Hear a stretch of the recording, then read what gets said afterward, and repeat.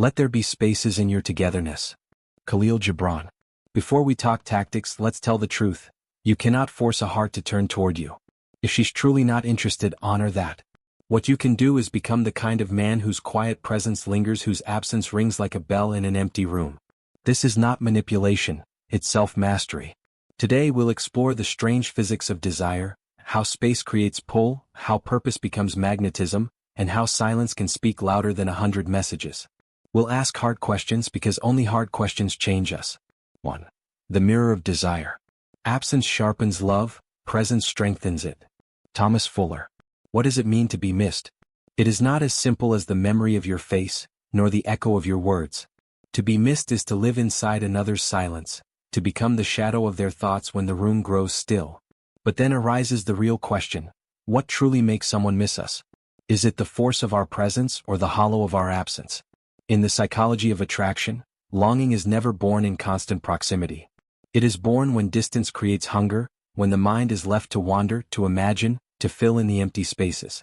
Consider this: a flame burns brightest not when we stare at it endlessly, but when we step away and return to find it still alive. A woman does not miss you simply because you wish it so. She misses you when she encounters the void you leave behind, a silence that resounds louder than the noise of words. But what is this void made of? It is not emptiness. It is presence disguised as absence.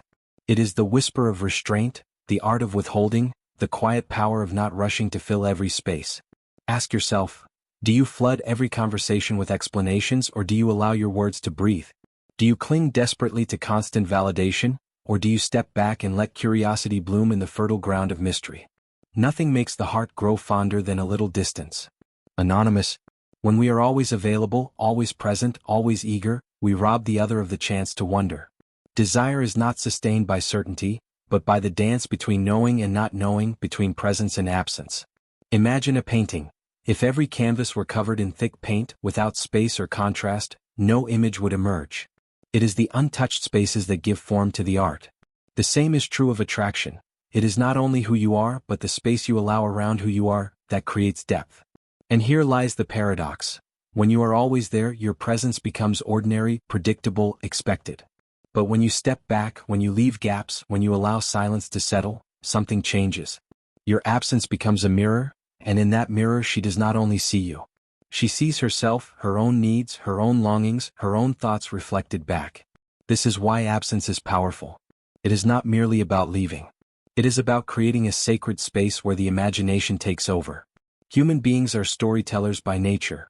When faced with silence, we invent narratives. And the narrative she builds about you in your absence may carry more weight than any words you could have spoken. Consider this scenario.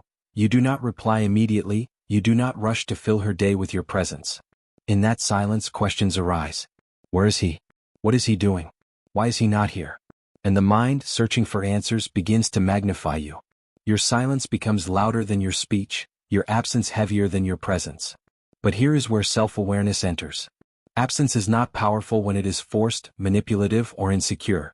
True absence has weight only when your presence is already meaningful. Otherwise, silence is simply forgettable. The power lies not in vanishing, but in vanishing with significance. Plato once said, "We are like prisoners chained in a cave, seeing only shadows, mistaking them for reality." Desire works in a similar way. She may not miss you directly, but the shadow of you, the version her mind projects in your absence. That projection becomes stronger than the tangible. That imagined version of you is what lingers. So again the question rises, what do you leave behind when you are not there? Is your absence empty, or does it carry the weight of mystery, of dignity, of purpose? Do you vanish into nothing, or do you vanish into meaning? Think of the moon. We see it not because it shines on its own, but because it reflects light. Its beauty is not constant. It waxes and wanes, it disappears and reappears, and it is in its absence that we feel its pull most strongly. Desire mirrors this rhythm. Constant light blinds. Rhythmic absence creates longing. Don't smother each other. No one can grow in the shade. Leo Buscaglia. You must resist the temptation to smother with presence, with neediness, with constant attempts to be noticed. Instead, let the silence speak. Trust that space itself can be eloquent. Trust that absence, when intentional, becomes not a weakness but a form of strength. So I ask you now, do you dare to let the silence carry your name? Do you trust yourself enough to leave gaps, knowing they will be filled by her thoughts? Do you recognize that absence is not loss but a form of presence magnified? When you hold back, you offer her the chance to reach forward. When you retreat, you allow her to advance. When you stop forcing your presence, you become present in the most powerful way, as an idea, as a question, as a mirror in which she sees her own longing reflected. And perhaps the ultimate question is this: if you stopped speaking, would your silence still be heard? 2. The paradox of pursuit. In behavioral psychology, there is a principle known as the scarcity effect. Human beings place higher value on what is rare and lower value on what is abundant. We see this truth everywhere. Gold is prized not because it is the most useful metal but because it is scarce. A seat in a sold-out concert feels more precious than a ticket to an empty theater. And in relationships, the very same principle governs attraction. When a man constantly seeks validation, attention, or approval, his presence becomes an abundance. His messages, his calls, his eagerness, each one strips away a layer of scarcity. And just as a child quickly grows bored of a toy he sees every day, a woman loses appreciation for what is always available, always predictable, always there. Why does abundance diminish appreciation? Because the human brain is wired to equate scarcity with value. Psychologists call this reactance theory. When something feels harder to obtain, we experience an internal push to claim it. But when it feels too easy, our desire evaporates. And here lies the paradox. The more you chase, the further she drifts. The more you step back, the closer she comes. Attraction is not fueled by pressure. It is fueled by space. By stepping back, you move forward. By giving space, you create desire. By respecting distance, you awaken curiosity. Think about the rhythm of conversation. If you speak without pause, your words blur together and lose weight. But when you pause, when you let silence rest between sentences, the listener leans in. They anticipate. They wonder what comes next. In the same way, your absence, your restraint, creates a pause in her experience of you. And in that pause, desire takes root. Humans value what withdraws from them, not what clings to them. An unwritten law of psychology. Let's analyze this further. The act of pursuit triggers a psychological imbalance. When one person chases, they position themselves as the lower value participant. The one being chased, in contrast, occupies the position of choice, of power, of abundance. And the mind, unconsciously, aligns value with effort. The one doing the pursuing communicates, "Your attention is more valuable than mine." And in that moment, scarcity dies. But what happens when you invert the dynamic? When you do not chase but instead focus on yourself, your goals, your passions? Suddenly, your presence becomes scarce.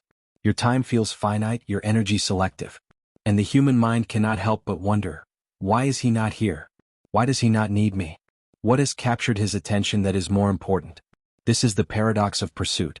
To gain attention, you must risk its absence. To be desired, you must not always be available. To awaken curiosity, you must allow unanswered questions to remain.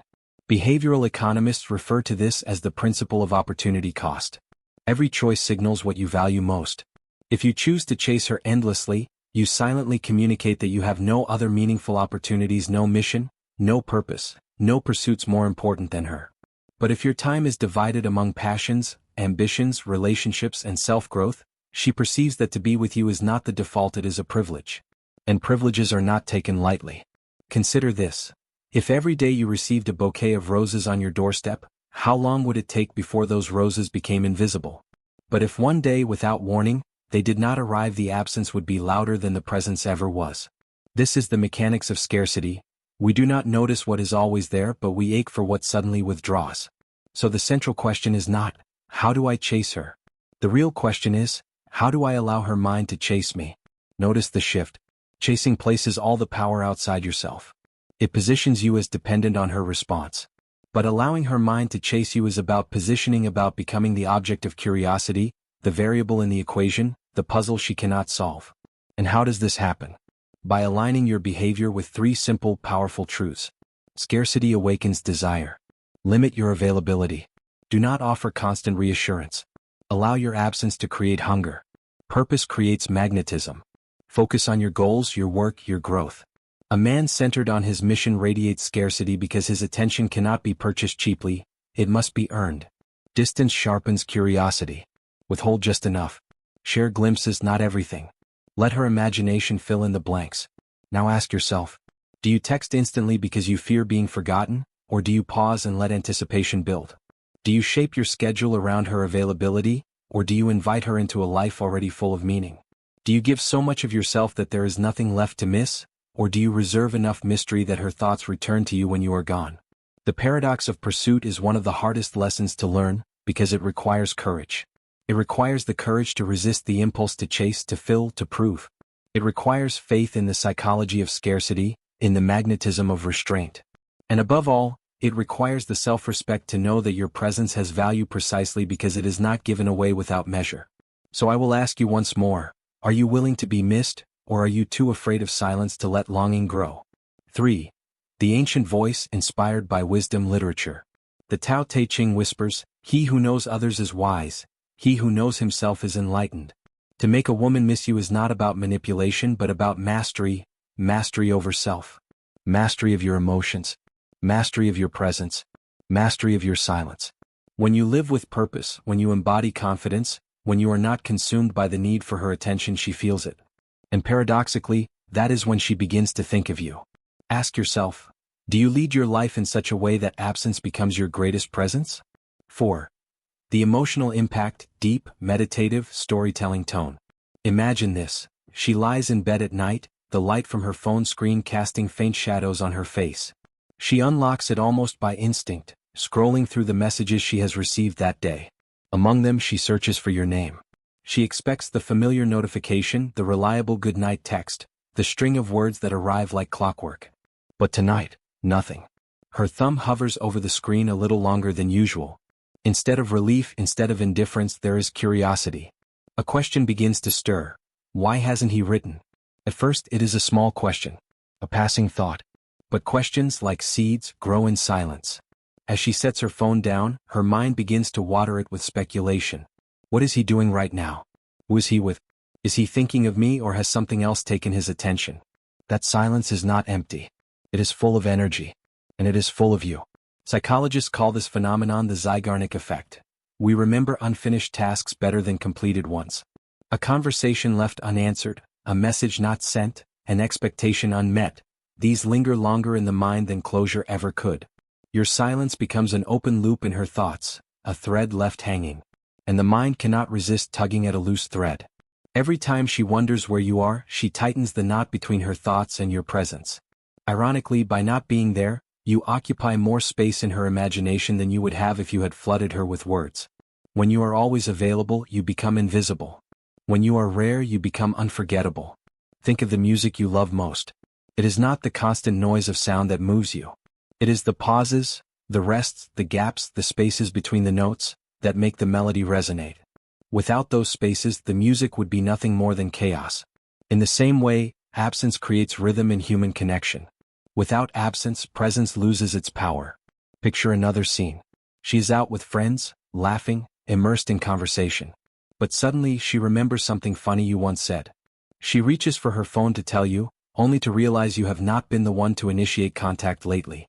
A flicker of thought arises. Would he even answer right now? Or is he too busy with his own world?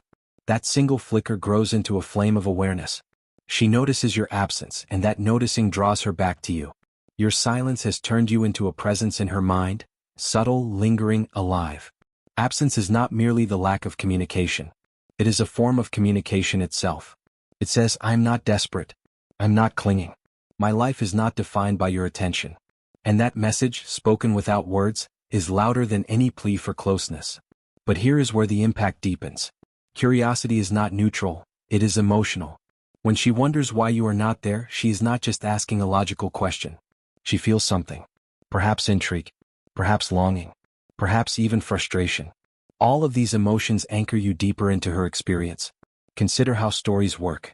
Every great novel, every film, every myth keeps us hooked not by giving us all the answers, but by withholding them. We turn the page because we need to know what happens next. The storyteller creates tension by leaving gaps. Your absence works in the same way. By not giving everything away, you become the story she wants to finish.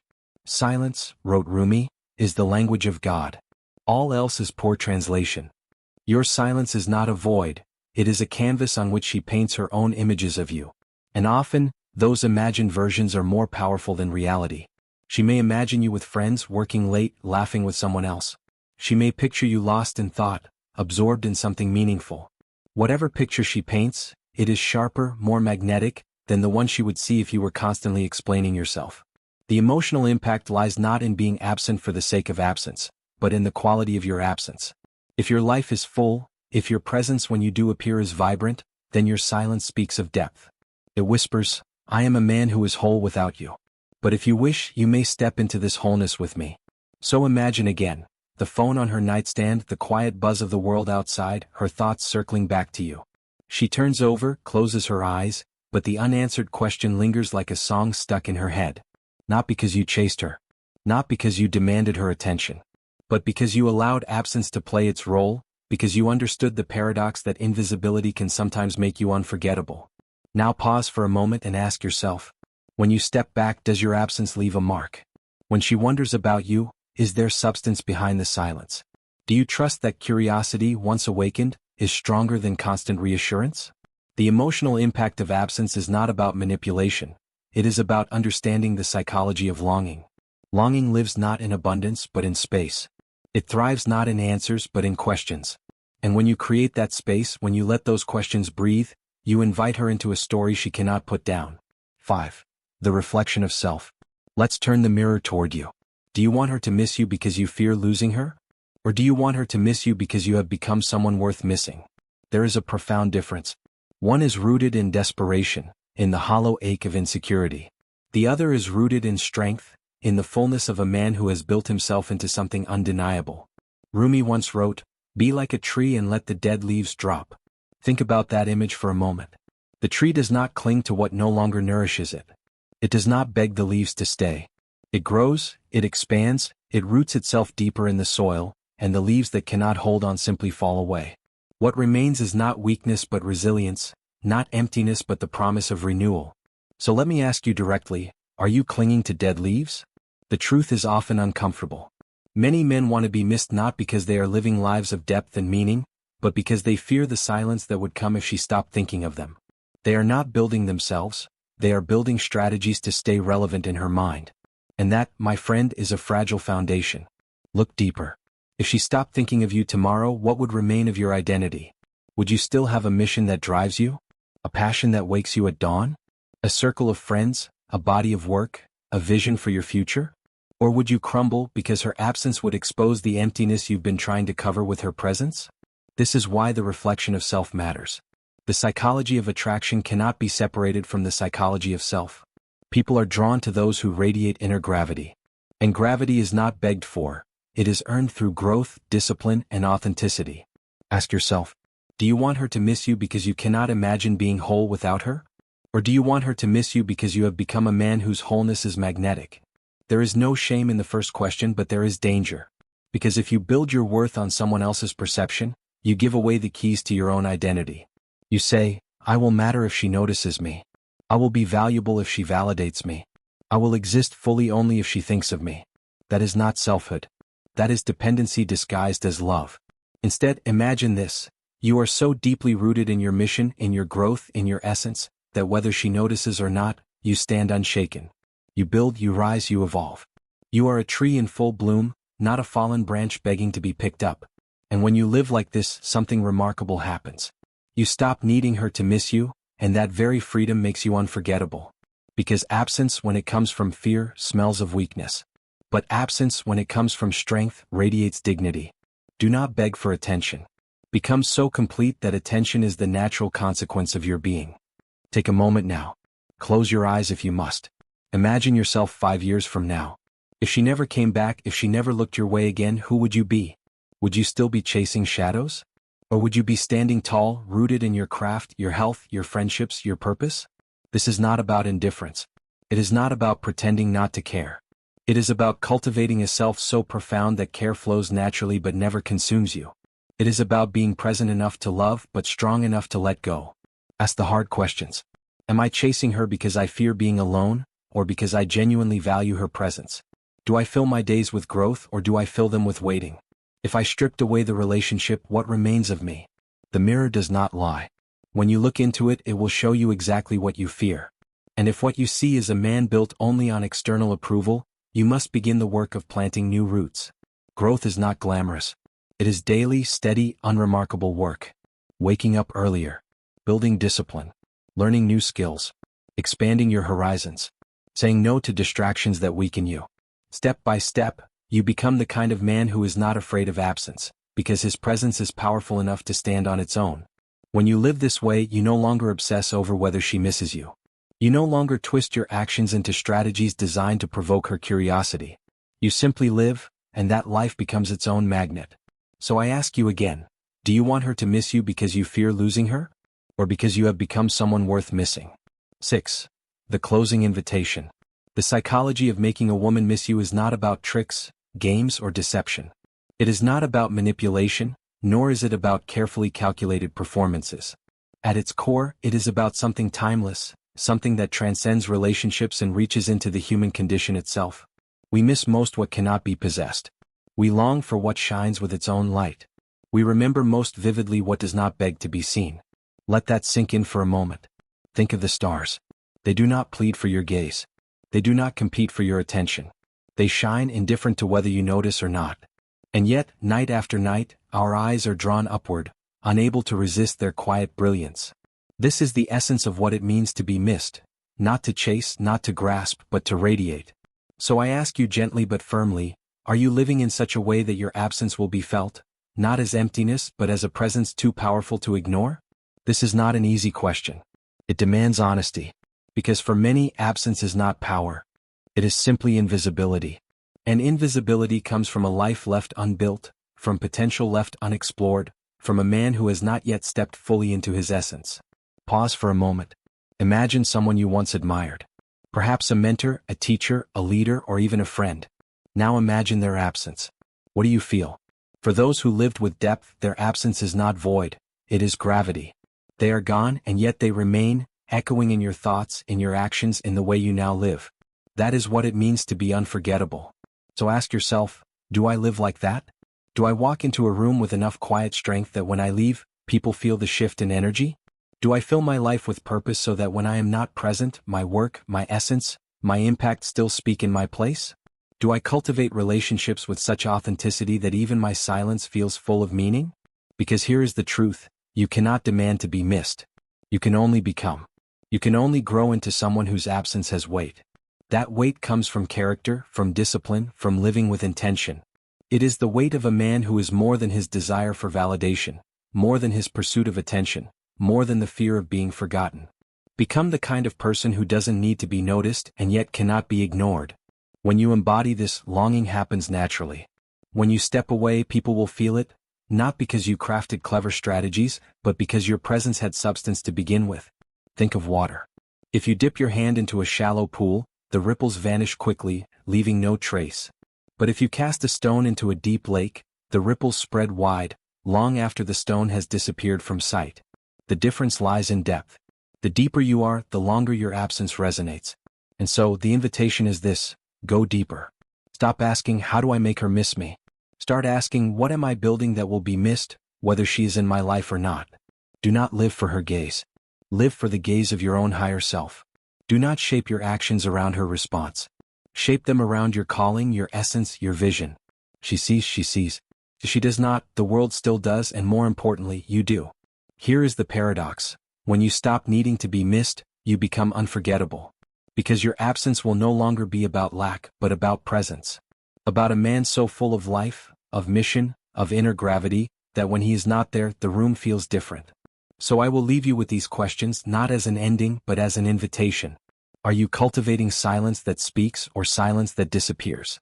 When you step back, do you leave behind a void, or a legacy? If tomorrow she never thought of you again, would your life still radiate enough meaning to echo in the minds of others? The echo of absence is not created by strategy. It is created by substance. And substance is built one day at a time, through choices, through growth, through courage.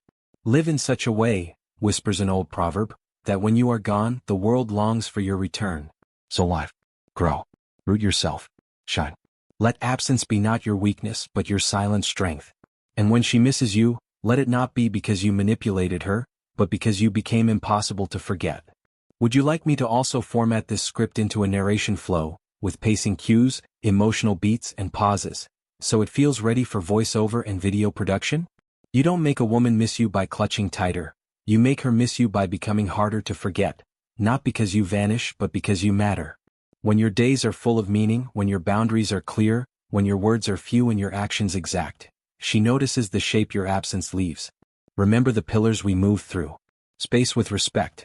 Distance that dignifies both of you. Purpose over pursuit. A mission that radiates beyond romance. Consistency and calm. Emotions led, not leaked. Rarity, not games. Presence that feels chosen, not needy. What you seek is seeking you. Rumi. If she turns toward you, meet her with warmth and integrity. If she doesn't, keep walking. Your path is still yours and the right hearts recognize real light.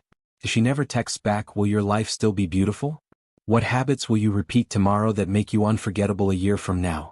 When you fall silent, what truth about you becomes loudest? Move and the way will open. Zen proverb. Be the man whose absence is felt because his presence is rare, rooted, and real. Then missing you isn't an outcome, it's an inevitable echo.